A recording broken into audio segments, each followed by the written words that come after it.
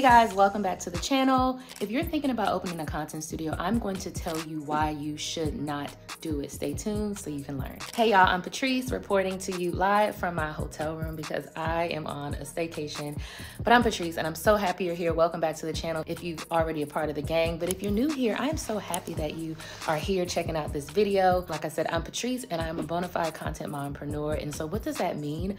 Content and content marketing literally not runs my life, but it is a part of every part of my life, right? I own a content studio for 6 years, which we'll talk about a little later. I am the director of marketing and communications for a pretty big company, and a part of that job is managing and creating content. I am also a consultant, so I teach people how to create content, how to schedule content, how to do all the things so that their brand stands out above all the rest. So my content studio, CAMPspace, which is located right outside the DC area, has literally helped hundreds of brands, people, production teams, you name it, we have worked with them create their brands, elevate their brands, build and grow their businesses. And I think when people are wanting to create content studios, right? And when I say content studio, I mean a brick and mortar space, right? That you go into and you create content. That's how we're defining a content studio. But you know, people open these studios and I don't know if they're thinking about the bigger picture. It seems like it's more, just from what I've seen, it's more like, I'm gonna open a place to take pictures. I'm gonna open a place to take videos. But the reality of it is these content studios are helping build brands, right? And so when you are going down this journey of opening your studio, you need to be thinking about it like that. So my most viewed video on this channel, and I think right now it's at about 13,000 views, which might not be a lot to you, but it's a lot to me, is the 4 reasons why you should open a content studio. So maybe a year and a half ago, I created 2 videos that shared why you should open a content studio. The link is in the description, but also that's what the thumbnail looks like right there. And with me learning that was the content that people want, I'm like, okay, so I need to give y'all more content around content studios. And I'm like, well, if I teach you why you should open a content studio, I need to also be teaching you why you should not open a content studio. All right, so we're gonna get into the list of the 5 reasons why you should not be opening a content studio. And please don't think I'm trying to like shoot your dreams down or tell you you can't do something, but I am going to be real with you. If you have watched any of my other videos, you know I keep it a buck. I'm always respectful. So I'm really just telling you what I've learned and what I've seen. Like, I've learned this from personal experience and owning the space, but I've also seen it with other people who have owned spaces too. So the number 1 reason, and actually this list is not in order, I'm just listing them, all right? So the first reason why you should not open a content studio is because you don't like dealing with people. And I don't care if you have a virtual assistant. I don't care if you have a studio manager. As a brick and mortar business, you are going to have to deal with people. You got to deal with people that are booking. You got to deal with people that are working with the clients that are booking, your photographers. You have to deal with your staff. So even if you don't like dealing with like customers, you got to deal with the team and teach them how to deal with the customers. You're going to be dealing with the people that walk by and want to just come into the space and see what you're doing. You're going to be dealing with the people that are in the city, that are the politicians in the state, all those people that you're going to need to be working with to get the studio open and keep it up to par with standards and certifications and all those things. You're going to be working with the vendors that help you create the marketing, that you're going to be connecting with people on social media. Like, no matter if you're behind the scenes or not, when you're a business owner, you're going to be dealing with people all the time. So if that's not something you like to do, then this ain't for you. But a content studio is such a forward-facing type of business that you're gonna be dealing with people. Sometimes people reach out to me, like I'll be like walking and someone will say, don't you own a content space? And I'll be like, hey, like I don't even know them. But because I'm associated with the business, they know me and they reach out to me. So if you don't like dealing with people, then this is not the business for you. Now, maybe you can invest in somebody's content space, but being like the owner that people know and like doing the actual work of owning a business, this ain't for you, because I deal with people a lot. Even now, 6 years later, I'm always dealing with people. I'm always talking about what I do, right? And if that's not for you, which is fine, then this is not a good business for you. Another reason why you shouldn't open a content studio is because you are not comfortable marketing. You should not open a content studio if you are not comfortable marketing. I have a marketing background, hence all the videos on this channel. So marketing and communication does not come hard for me. So I guess I have a slight advantage because I know what to do. But if you don't have marketing and communication in your background, then you're gonna have to figure it out. Or you're gonna have to be able to partner with somebody that knows how to do it so they can do it for you. And even if you're a newbie, or even if you don't know the ins and outs of marketing and strategic communications, you should be willing to learn it. So if that's something that just doesn't interest you, then this might not be the right job for you or the right business for you, because you have to always be marketing this content studio. Content is ever changing. People are always looking for spaces, but there's also so many spaces that are opening now. So if you're not comfortable marketing, if you can't sell yourself, if you can't walk into a room and be like, this is my business, this is what I do, holla at me, then this might not be a good business for you. The next reason why you shouldn't open a content studio is because you don't care for content creation. You should not open a content studio if you do not care for content creation. Y'all, this is your business. I've been creating content since before the word content was a thing, okay?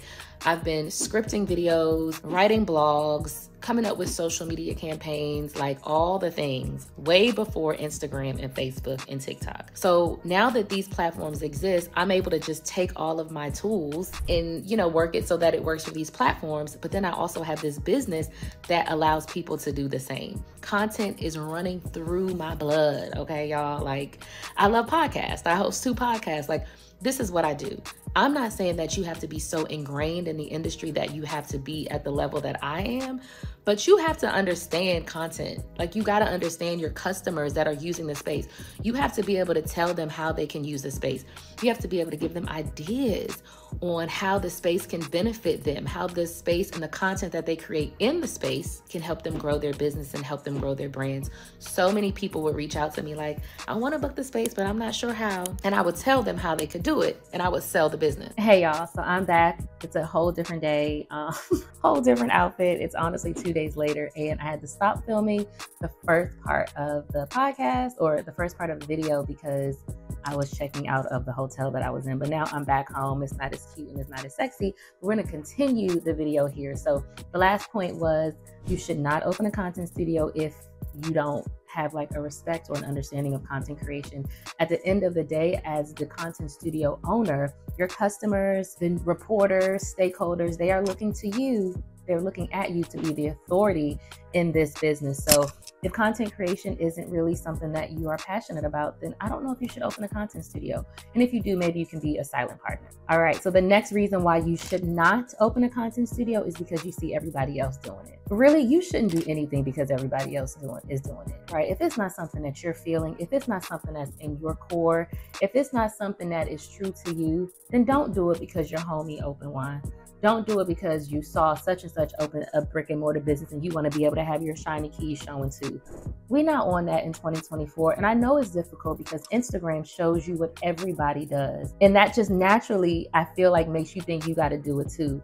But when I tell you, owning a brick and mortar business that is so customer forward facing, when I tell you that sucks the life out of you, and I'm being real, doing it because you saw somebody else do it is just not the move. And owning a space is much more than letting people create content, y'all. I think content creation and content studios give people like these warm and fuzzies. And I think it makes people forget about all the other things that go into opening physical brick and mortar businesses. All the things like rent. So even if you don't have enough bookings for the month, or you don't make revenue, or you don't make profits, you still got to pay rent. Things like insurance. You have to have business owners insurance. You have to have workman's comp insurance. You have to have insurance for if people come into the space and they hurt themselves and they want to sue you, you got to have insurance for that. Okay. Short story, I was on vacation with my family and somebody was doing a tour in the space trying to open a door, but the door was stuck because it's an old building and the water condensation kind of swelled the wood. So in her pushing to open the door, the entire glass shattered. Thankfully, we had insurance, but I was nervous that she was going to sue, even though it was her fault. I was really nervous that we was going to have to cough up some money, but we had insurance, so it took care of it. But these are the things that nobody talks about when we're talking about owning businesses and opening businesses and showing the shiny keys. It's so much more than people taking pictures. You got to pay utilities every month. You know what I'm saying? Like, you got to deal with the city. You got to deal with the state. You got to get your not certifications, but your inspections. You got to get use and occupancy. Like, it's so much more than letting people come and take pictures or having podcast parties. That's the easy part. That's the small part.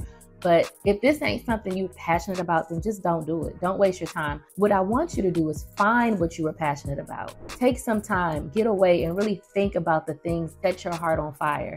The things that you could do no matter what, 24/7, and it not feel like work. I promise y'all, I'm always thinking about content. I'm always thinking about my space and people that can come through. It doesn't feel like work to me. Does it get on my nerves sometimes? Absolutely. The customers actually don't break my nerves that much. I have beautiful, amazing customers, and there's only really been 2 or 3 in the 6-year span that have worked my nerves. But they were special cases. And I think part of that is because I know what I'm doing. I provide an excellent experience. I provide a great, beautiful space, and people are happy to be there. It's seamless. It's easy. So yeah, don't open a content studio if you're doing it because somebody else did it.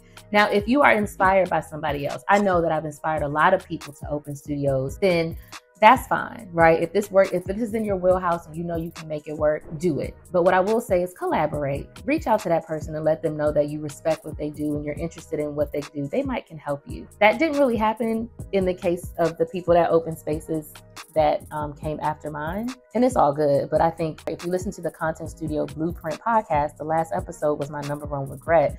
My number one regret was not having a partner in this venture. So even if this is on your heart and you were inspired by somebody else that opened theirs, reach out to them, collaborate, work together. There might be a way that you can do it easier. And the final reason that you should not open a content studio is because, baby, you don't have no money. You don't have no money. When I opened the space, I had a pot of money. I wanted to invest it in something. I also had a supportive husband, supportive family that also helped make it happen. We still did it very low budget. Like, we put this thing together quick. And if you want more information on that, I want you to visit openacontentstudio.com. Make sure you sign up for the email list because Content Studio Blueprint course will be launching very soon. And I'm going to get into all the numbers. So you want to make sure you join our email list right now. The link is in the description. But if you don't have money, you should pause. You should stack your money because this is something you are going to have to put up. You're going to have to pay rent first and last month's deposit. You might have to put down deposits for your utilities. You're gonna have to make the space beautiful. You're gonna have to get furniture. You're gonna have to do paint. You might have to get some electric.